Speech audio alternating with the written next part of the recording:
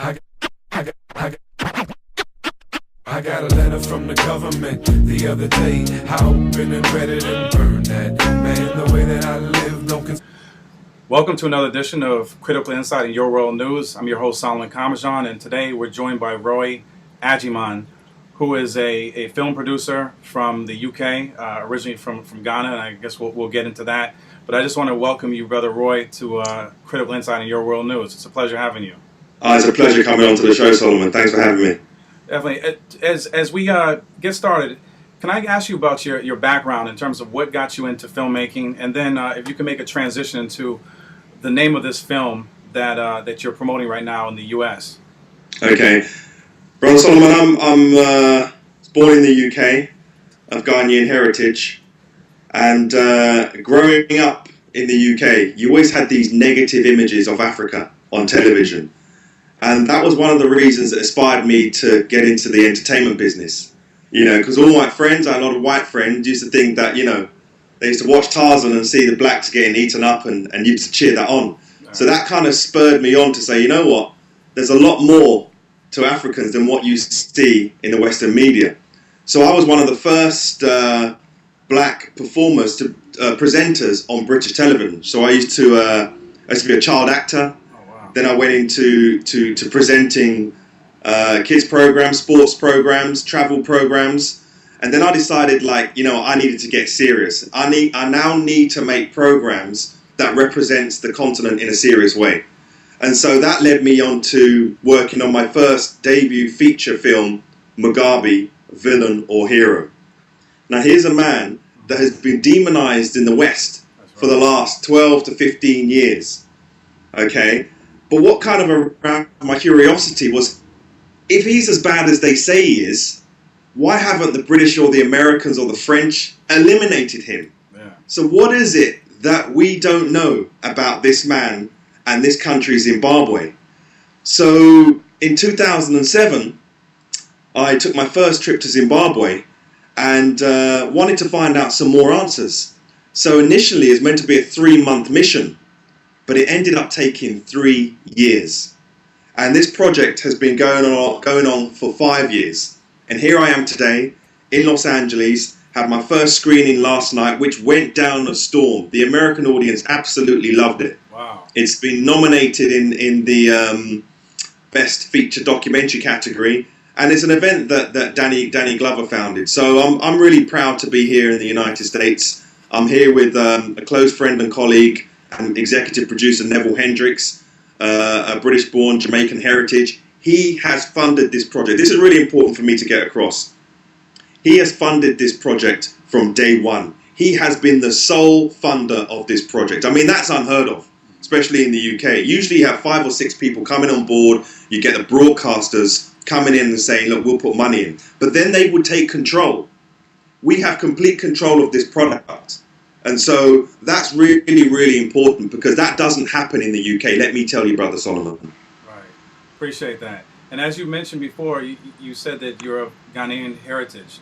And your family left Ghana shortly after the CIA and British intelligence funded coup that was orchestrated, February 24th, 1966, that ultimately overthrew Osagyefo, Kwame Nkrumah, and took him out of power. My question is, how much of a factor was Nkrumah's influence on President Robert Mugabe, given the fact that President Mugabe used to be a teacher in Ghana, I believe at St. Mary's College? Absolutely, and in an area on the west coast, Takoradi, where his wife, Sally Mugabe, come from. You go to Zimbabwe, one of the main streets in the center of Zimbabwe is Kwame Nkrumah Street. Kwame Nkrumah is Mugabe's idol. And I think that's one of the factors that enabled me to get unprecedented access to Mugabe, for the trust that he has in and respect he has in Ghanaians. They look up to Ghanaians and Nkrumah in Zimbabwe. And obviously Sally Mugabe, his first wife, is Queen of Africa. And so that was, I would say, one of the major factors of being able to gain unprecedented access to Mugabe, the fact that I'm an Nkrumah child. And no, he would say to me continuously, you know, many years ago, you Ghanaians were dissing Nkrumah, saying he was this. saying he was that. But now you're saying he's a hero. And so I see the similarities between Nkrumah and Mugabe. When Mugabe's gone, they will hail him a hero, just as they did with Nkrumah. So there is a real similarities, and we make that similarities in the film itself. Thank you.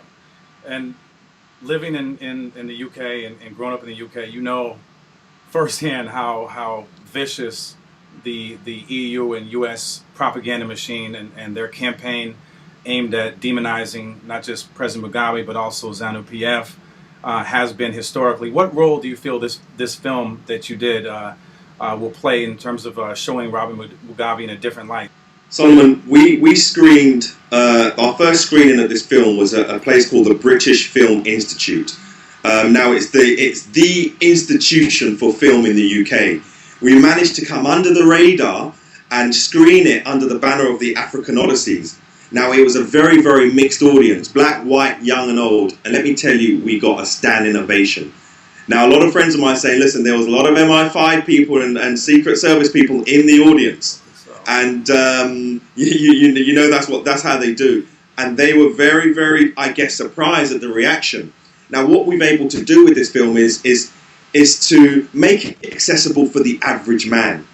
We didn't want to over-intellectualize the film. We wanted the youth to come on board so they can actually mobilize and think, hey, why have you guys duped us for the last 12 years? Why are you been pushing this propaganda when actually this has been going on? So we've presented a very balanced view on the film, and that's where I think it's been quite clever, because we've criticized the President Mugabe, but we've criticized him where the West praise him.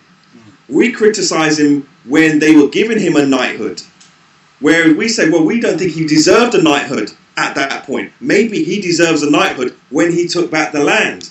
Right. And so Yes. we're saying we put it in a balanced view. So they're looking at the film, and we haven't got shot down as yet. Touch wood, because they're thinking, wow, this is a product that is made by professional people, Yeah. and they can see that. And so we got a lot more screenings to go in the UK as well as the US. So we're hoping that they will look at it. And we know already they're softening their stance on Zimbabwe. Hopefully they can use this product as a way to help shift that propaganda to another side. Right, thank you.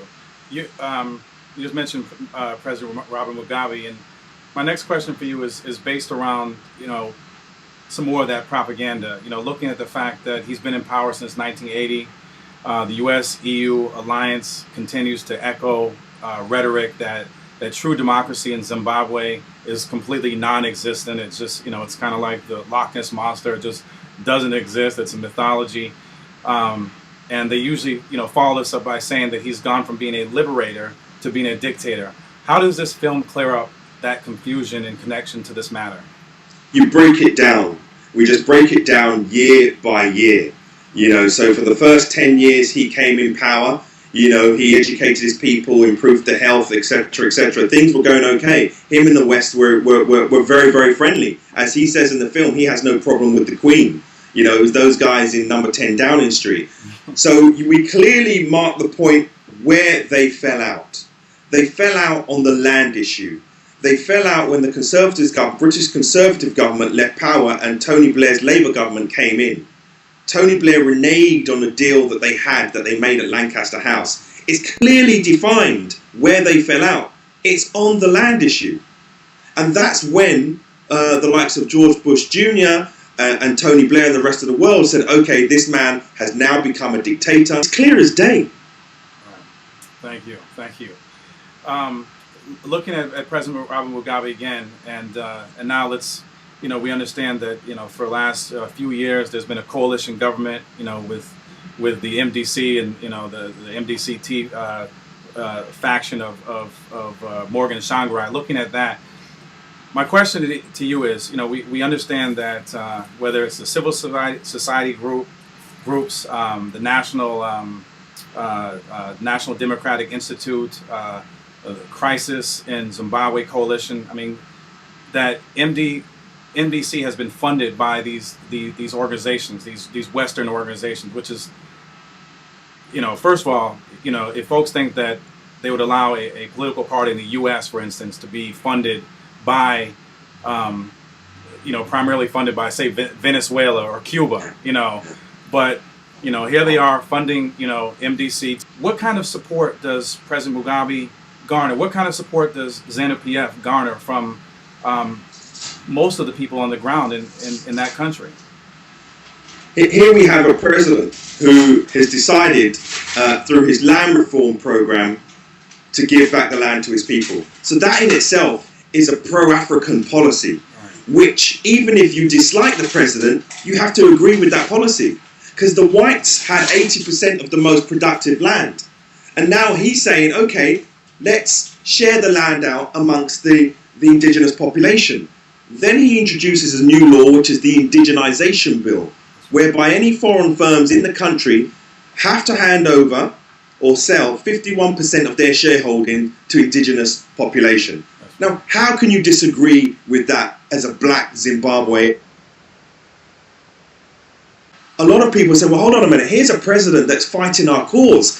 Here's a president that's willing to stand up to the West. Do we see anybody on the ground, even with this ZANU-PF or MDC, that's willing to say to the West, Zimbabwe for Zimbabweans. The gold, the diamonds, the platinum is for us. So if you want to come and do business with us, prepare to come and have a fair deal. You can't come and rape this country. And so the youth are galvanized by that because they feel they've got a chance. They feel that they've got a chance to actually participate meaningfully in the economy. There's not many African countries that can say that at all. And so, yes, when I'm on the ground, I was shocked, to be honest, to see the number of people that support the president, especially the young. And you're seeing people swaying from the MDC now into ZANU-PF because they make sense. You can't disagree with those pro-African policies. And yes, there is this thing of MDC being supported by the West. Look, let me be honest with you. Most of my friends were actually supporters of the MDC because I lived in an urban area in Harare. Okay. And so I would sit with them day in, day out. Right. And you'll get the honest views. When you're with them for a length of time, the honesty comes out. And they will say, you know what, to be fair to the president, we respect him. He's educated us. We're one of the most educated nations in Africa. We respect him for that. And we don't really have a problem with the old man, they would say. But sometimes they would have issues with people around him who are the guys that implement policies. But with the old man per se, they're proud. He's an eloquent man. Here's a man that stood up against all and all. So deep down, even his haters will say, we are proud of him. Right. So his support is actually growing. Yeah. There was a think tank recently in America that done this survey to say if there was an election today, the president would win. Thank you. And conversely, I want to ask you this follow-up question to that. The other image that the Western media puts out there is that MDC has this wide-ranging support from people on the ground. How fair is that picture that they're painting, that MDC has this far-ranging support from the vast majority of Zimbabweans? That for me, that's inaccurate. If you go by the last election and you go by the March numbers, they garnished around 47% of the vote. Now, but obviously in the runoff, they lost that. So yes, he has, Morgan Tsvangirai had support in the last election. But now there's been this whole credibility issue with regards to some of the MDC ministers and also by the Prime Minister Tsvangirai himself. And so his support, from what I'm seeing and hearing, has diminished. And ZANU-PF are awake and alive. Yeah. And their support is climbing. And so, of course, MDC has supporters on the ground. Like, there's two factions. There's no question about that. But the credibility of its leader over the last year or so, from what I've been seeing and speaking to my MDC colleagues, is nowhere near as high as it was. And as I said, there are think tanks doing surveys, and they're saying that MDC don't have a chance this year if the elections actually happen. Right. Thank you.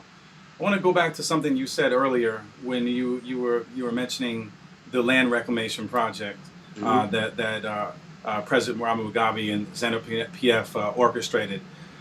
When you look at the land reclamation program, as well as President Mugabe's indigenization of the mines, How is that? How are those two issues addressed within this film? Because I think they're vastly critical. Oh, absolutely. Oh, absolutely. They're clearly outlined. That's what, right now, Africa gained its independence, political independence, in 50s and 60s. In Zimbabwe's case, the last colony in Africa in 1980. Okay, they are now fighting a war for economic independence. That's the war that's going on in Africa right now. And that's what the film deals with. That redistribution of wealth, that ownership of resources. And that really is the critical point in this film. Now, and that's part of the reason why Mugabe has been demonized, because he's saying we want to control our resources. Okay, we need to win this economic war if we're going to be truly independent. Yeah, I mean, name me an African country that can really say they are truly independent. Not one. Now Zimbabwe is trying to go down that road, but the West don't like that. Because who does that benefit? Who does it benefit for Zimbabwe to own its own resources? It benefits Zimbabweans. It doesn't benefit the British or the Americans. It only benefits the Africans. So now Mugabe is on his mission to ensure that his people control his resources. And my film clearly outlines that. And one of the reasons, I must add, one of the reasons why the West have wanted to crush Mugabe's land reform programs because of the following. Can you imagine if the South Africans, the Namibians, the Kenyans wanted to do the same? Right. The uproar. I mean, there's 40 odd million blacks in South Africa. So if the West could crush Mugabe's land reform policy, then the neighboring countries wouldn't dare do the same. But as you know, South Africa is a ticking time bomb. Yes. And they're looking at their neighbors, yes. and they're looking at the black Zimbabwe and say, hey, hold on a minute. Right. These blacks have got their own farms. Yeah. These blacks are succeeding in farming. Yeah. President Zuma, we want the same.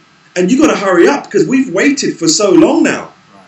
And so this is where the West tried and failed to crush Mugabe's land reform policy. I'm so glad you brought that up, that South Africa is this powder keg, because right now something's got to give soon, because you look at the fact that the white minority population, which is, just hovering a little bit over 10%, they control the vast majority, over 85% of the arable land. They have access to the best medical clinics, food, you name it. And yeah, you're right. They're looking to their neighbors in Zimbabwe and saying, wow, you guys were able to get farms, you were able to get land. I mean, we're still being enslaved, economically, as well as otherwise by, Western profiteers and those whites that really truly are controlling South Africa today. Absolutely. Absolutely. And while we're on the subject of money, I wanted to ask you this question that just popped into my head. Sure. You've been there on the ground. And as you know, you're in the U.S. right now. Here in the U.S., you have a lot of disingenuous folks that act like they give a damn about the day-to-day lives of Africans, as well as the day-to-day lives of folks throughout the global South, who their countries, their governments and corporations from their countries continue to exploit hand over fist. Now, here's the thing. They put this out when they want to paint Robert Mugabe or anybody else who doesn't bow down to the West or bow down to the U.S., paint them as a dictator. Here's the thing I want to ask you.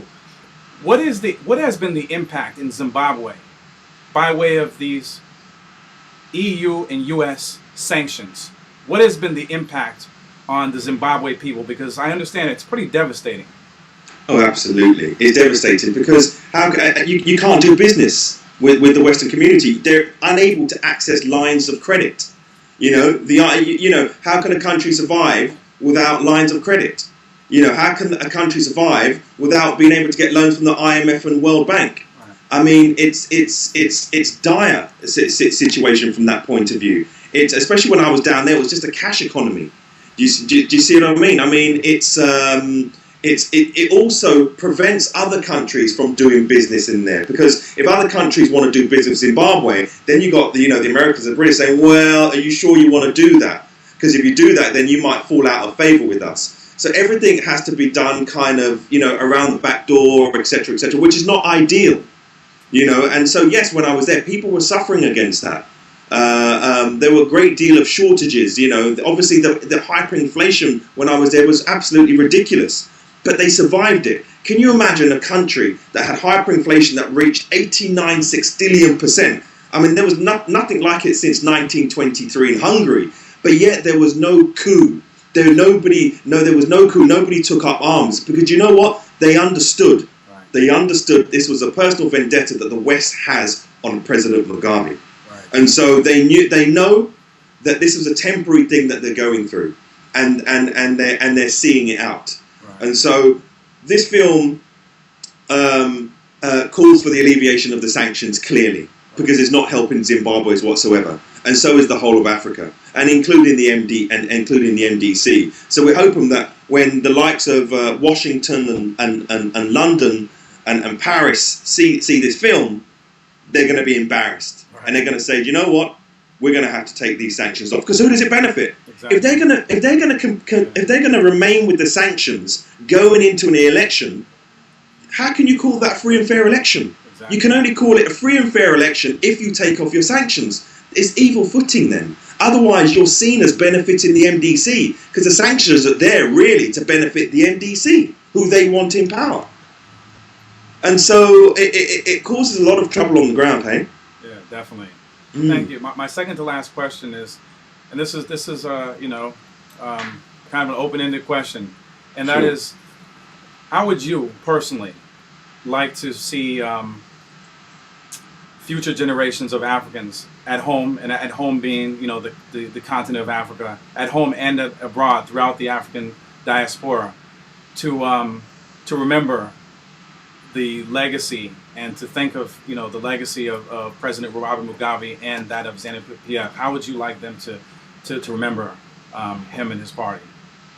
I tell you what, it's gonna take a while, because the propaganda is so extreme that it stage by stage. It took 50 years for the West or people in the diaspora to say, oh, Kwame Nkrumah was actually okay. Yeah. It may take a similar time, but I think the benefit of our film is that the president is still alive now. Right. And so therefore they will be able to see for themselves now that actually, hold on a minute, this history has been created whilst he's alive.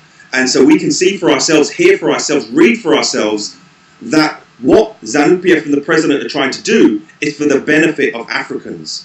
And what I like about a lot of their policies is that it's inclusive. So us in the UK, us and also in America, need to reconnect with the continent, you know, because we can make this continent great. We can't just allow the Chinese to go in and buy the whole continent. Why can't the African Americans, the brothers in the UK and France, say, you know what, let's contribute to our continent and make it great, because it's the last place it's the last place on the earth that's going to rise to the top. We know that. And so I think in time people will realize that, yes, the president make a few mistakes. He will say that himself. But ultimately, he wants Africa to be in control of Africa. My last question to you is, how do people get a hold? I'm hoping that folks just got through watching this video, watching this interview that I conducted with you, and now are jumping at the bit to try to get a hold of this documentary. How can I show this in my church, in my mosque, in my community center, on my campus? How can they get a hold of this film? Where is it being shown? Is there a website where they can purchase it? And then also, how can they get in contact with you if they want to, you know, interview you or bring you in to actually perhaps host a screening? Right, that's the key. Right, I'm here with my executive producer, and we sat after the screening. We were so proud by the response, and we said it's got to get to every city, every state in America. Right now, we're working our way down where we're screening it at festivals. We want to get into the universities, we want to get into the schools, and then eventually get it on DVD and get it out to the masses. So yes, we're looking for distribution. We're looking for some brothers to come forward and say, hold on a minute, if you need some help in pushing it, we can help that. And so we're looking for that kind of support from brothers in America to say we can get it anywhere where you want it. And so by coming on to shows like yours, we'd hope that they can come back and say, listen, we've got you covered, and we'll ensure that millions and millions of African Americans will see this film. They can get in touch with me on our website, which is www.mugabevillain.com. or hero.com.